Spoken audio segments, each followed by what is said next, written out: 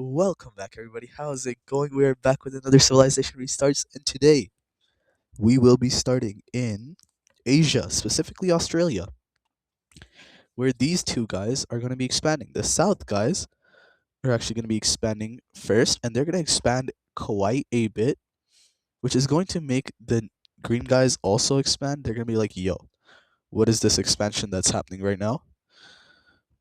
And they're also going to expand. And eventually, instead of just keeping this little thing, they're going to expand like this, and it's yeah, it's not looking good for the majority of Australian countries.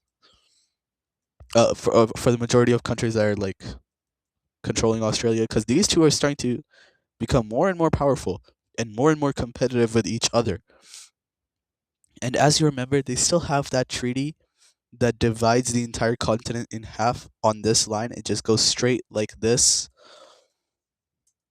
Straight like this. Nope, that's not straight. Straight like this. So, yeah, the south is definitely better land, but the north is more land. So I don't know. Maybe the south has the better end of the deal, but either way, neither of them want this deal to be alive. And so today, this episode, after this expansion, the deal has finally expired. They need to renew it, and as they meet to renew it, the green guys actually say, "You know what? Nah, we ain't going to renew it." That's crazy. So the deal is officially gone. These guys are now in a full arms race. The South guys, the blue guys, they're saying we are willing to go to war with the green guys over this. Not looking too good, I'm gonna be honest, not looking too good.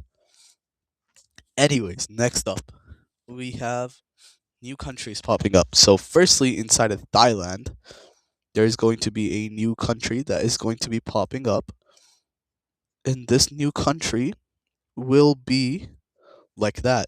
And then there will be actually a second country popping up, and well, let me just show you. So let's go like this, maybe a dark blue. Okay, that looks nice. And then we'll just go same thing, but we'll go green. These are the two countries that are going to be popping up: Colombia and Colombia and Thailand. Ooh, actually, I think I made Thailand a bit too much. Let's let's undo that. Okay, we have to save both their colors. Okay, let's undo that. Paste in that, and we just have to make this border right here. The entirety of Thailand gets this small of a coastline. Ooh, they could maybe they could control this. No, I think the blue team wouldn't let that happen. They'd probably just get stopped over here. So Thailand and Cambodia, they both now exist.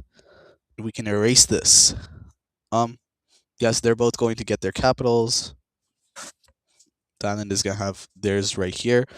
Now, the majority of the population of the Thailand country is from people who have been forced out of the Thailand colony that the blue team has, and also forced out of the Myanmar colony, Burma colony that these guys have, which makes these two really kind of friends at the start, but now at edges because these guys realize they can get the coastline because this land is mostly populated. Both actually, this land is mostly populated by okay. This land is mostly populated by Burmese people. Burmanians? I don't know what they're called. People from Burma. This is mostly populated by them. So these guys are like, oh, we deserve this land. Because if they get it, they would get this small piece of coast. But I don't think that's going to go anywhere. These guys are much stronger. But they also have overlapping claims with the blue team. They want this and this from the blue team. So that's, yeah, we'll see what happens with that. Anyways, next up. Uh, yes, the first war of today. The Abuja Republic will be launching its invasion to start off episode 90 and the downhill one-way street towards World War. To start it off, Abuja will launch the invasion of their neighbor right here so that they may gain a border with their biggest rival inside of Africa, the Gold Coast.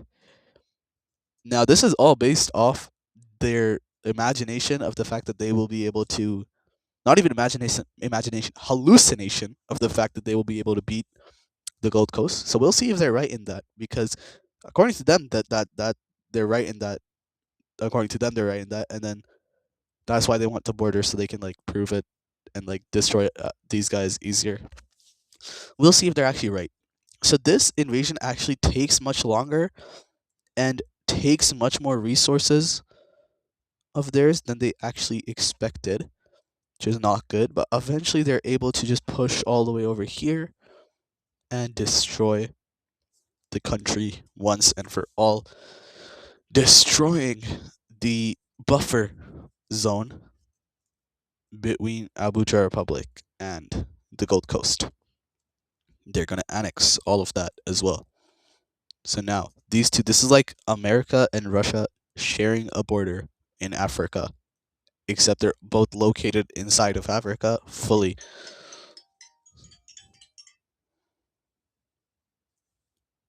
क्या क्या बाहर बैठी हुई हैं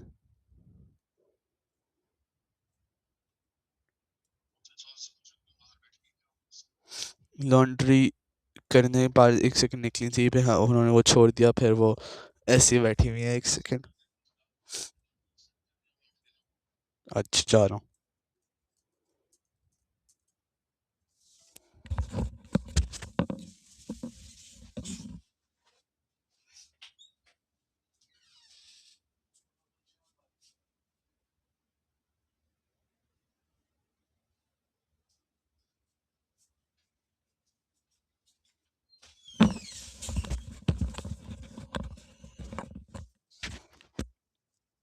Okay, yeah. So they annex all of this, and now we are on a one way down road hill towards World War III. Second thing is going to be the Gold Coast also declaring a war, except their war is a little bit different. Um, they're going to go to war with the blue team. Now, basically, this piece of territory that the blue team controls right here is extremely valuable. Very, very rich in gold. This thing has as much gold as the entirety of this Iron Coast, 90% of the Gold Coast, and the entirety of Western Red Team combined. So this is a lot of money. And these guys have been eyeing it for quite a while. They claim it already because they're like, you know what, this is actually our territory that has been colonized. But now they finally act on it because they realized that the entire African Union is about to go to war with these guys because now they even have a border with them. So they need the money to fund this future war, and that money is right here. Now, for some reason, these guys are thinking this is going to be an easy walk in the park. They launch an invasion from here. They launch a slightly bigger offensive in the north as well. And the blue team is forced into locking this entire place down as these guys continue their invasion and eventually take control of the entirety of the borders. Now, the blue team is not about to let this slide, you know. They're going to instantly launch a counteroffensive by bombing all of these ports, literally destroying them, and capturing multiple port cities and making multiple landings near the capital of the Gold Coast. Now, the blue team also eyes the entire Gold Coast territory as well because it has a lot of money. Imagine the entirety of this being blue team controlled. But yeah, they also have a reason to invade, and they launch a small operation over here just to threaten the capital as well. So right now it's looking pretty bad. The orange guys are also going to begin helping the blue team. Not directly though. They're just going to let the blue team use their land, and the blue team is going to use that to their advantage and launch a major offensive into the north of the Gold Coast. This is going to also be the permanent rift between Gold Coast and Iron Coast, uh, Gold Coast and Orange Gold Coast. relations. This is going to be for the permanent rift. Habucha Republic does actually not allow they don't actually allow the blue team to use this, even though the blue team does offer to pay. They keep their borders locked because they are still on edge with the blue team, so they're not going to really allow that. Meanwhile, over here, just more progress in general is made because obviously the blue team is a big military, but here is also going to be a little bit difficult. Now, at this point in time, the blue team is going to officially lose their land connection with the Orange Gold Coast, but they're still going to launch the invasions. They're still going to keep supplying this front line, hoping that it does some stuff. Meanwhile, they're going to ally with some rebels who are mad at the government for launching this invasion because a lot of people are mad. A lot of them are like, "Yo, why are you doing this?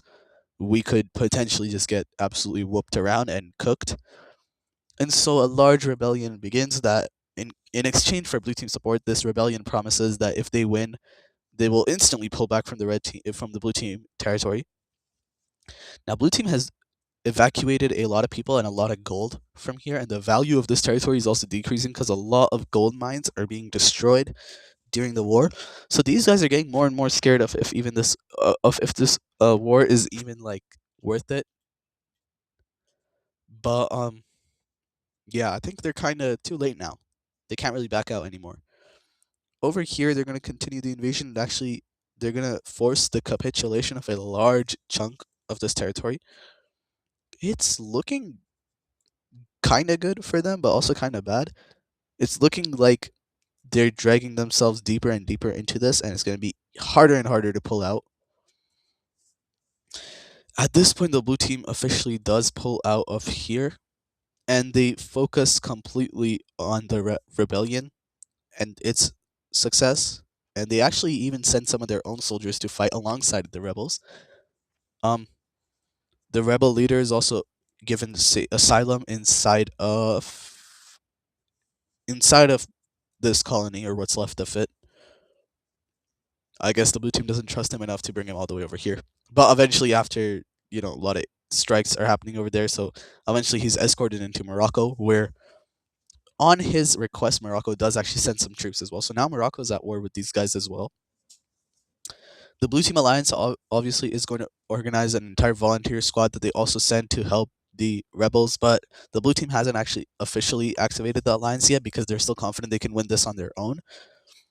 And it would kind of look bad. It would kind of be bad publicity if they need the entire alliance to beat this.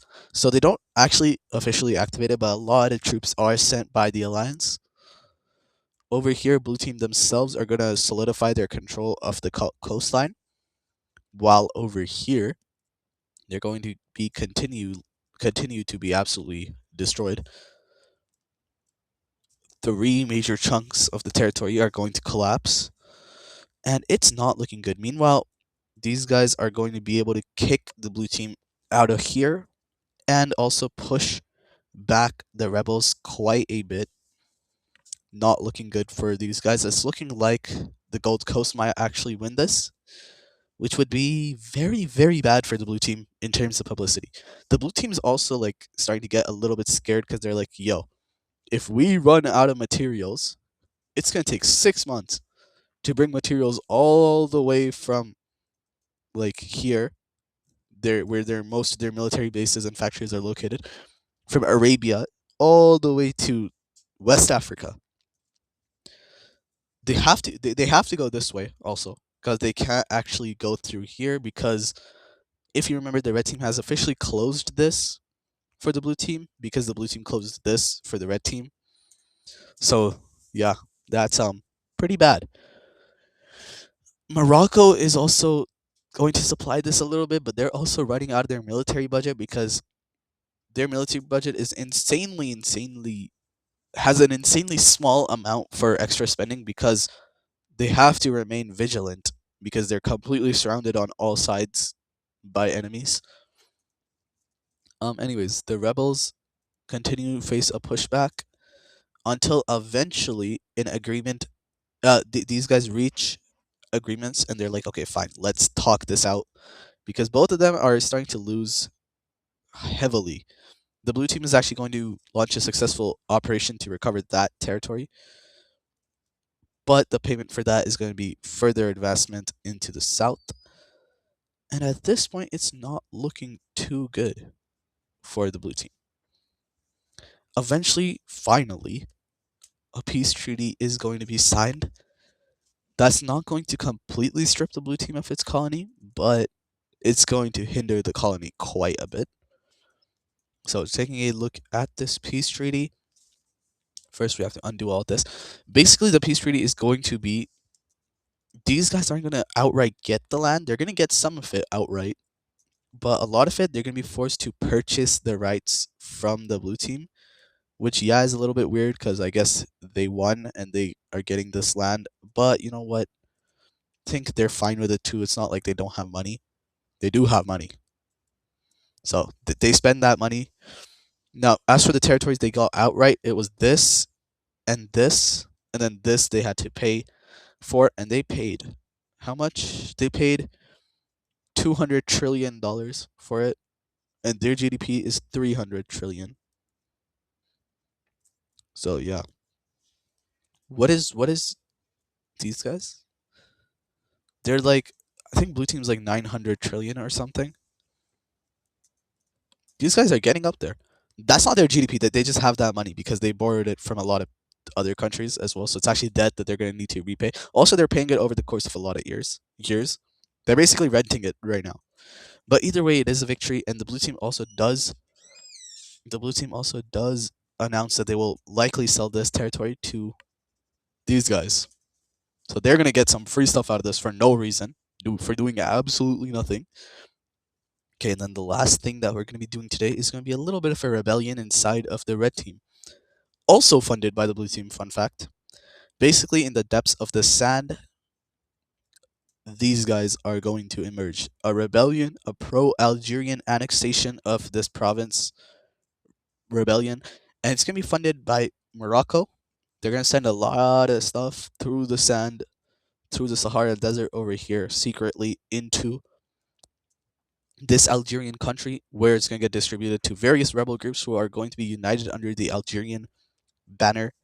Now, Algeria itself has not declared war, but they're supporting these guys pretty heavily because those guys are advocating for Algeria to annex this. So yeah, it's pretty bad, but eventually they make a crucial mistake of going into Carthage, which gives the red team grounds for using the entire military of Carthage and of these guys and just generally the entire area. Because before they were forced to use the Revolutionary Guard, no, yeah, maybe the military guard, like their national force instead of provincial forces. But now that it's an attack on the province, they can force provinces to also help them. And with that help, they're going to completely annihilate these guys. It's going to be pretty fast annihilation, and yeah, they're going to get absolutely destroyed. So that was a small little thing. It's just showing the growing discomfort within the red team. We had that Persian rebellion, we had that Carthaginian rebellion, now we have an Algerian rebellion. Maybe we'll get a Spanish rebellion soon. We had a successful Moroccan rebellion, actually. Don't forget that. Morocco is successfully independent, even though they lost their north. They're still technically independent. But yeah, with that, I hope you guys did end up enjoying this video. Make sure to hit that like button, hit that subscribe button. OGs, remember when there used to be a small little country right here. But yeah, anyways, I will see you guys in the next one. Goodbye.